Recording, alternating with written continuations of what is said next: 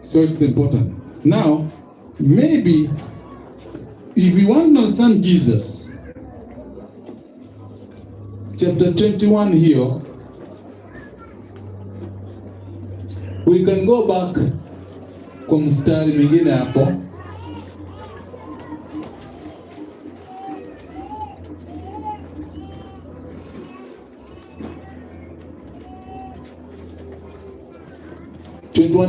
Naanza kusomea.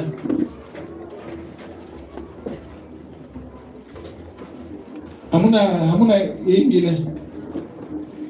So mutaki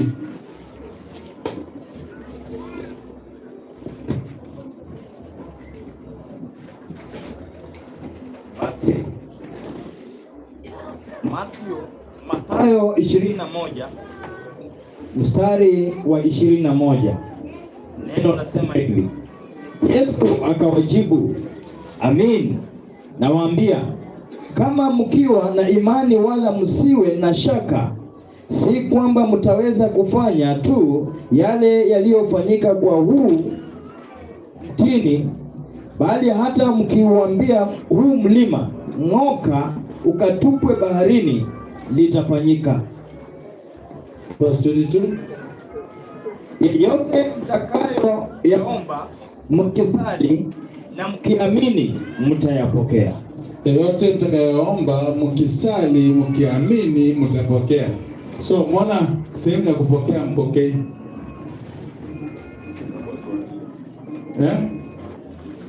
Bwana hiyo sehemu ya kupokea mpokei.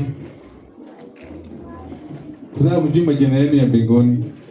Wanapoleta vipawa vyenu na zawadi zenu hampokei kwa sababu hamjui.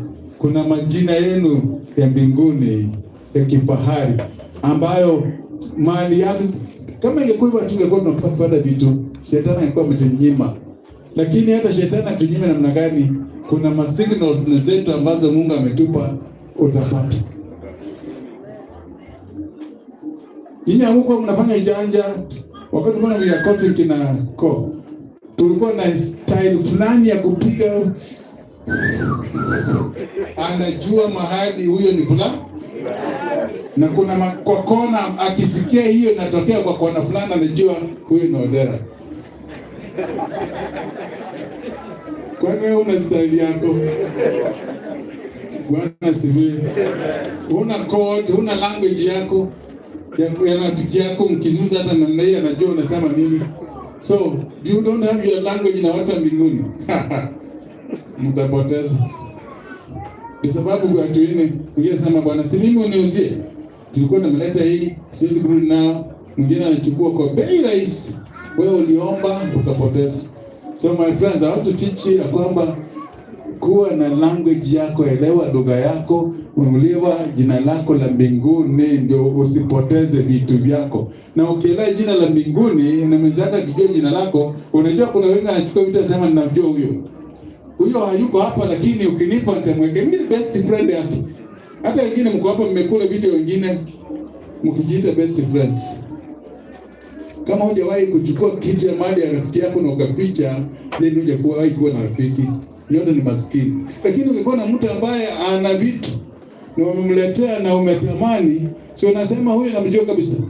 Unaweza kubali kitu kizuri kiende na wewe umeleta na huyo mtu hayuko, ukubali kirudi. Kwani wewe ni mjinga kiasi gani? Kitu kitoke mbinguni kimekuja kwako hauko.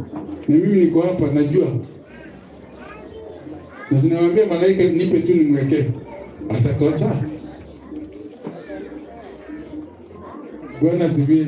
Kwa kuna watu wengine ndio nikataza nyinyi, mtu mnatoa sadaka, mwingine anakuja na noti ya 100, anabeba mapeni yote anasema hizi wacha hiyo note. Nakwambia bwana, kama uko unataka kutoa sadaka, wewe rudi na pesa zako. Watu wameibia kanisa na wengine baraka zao.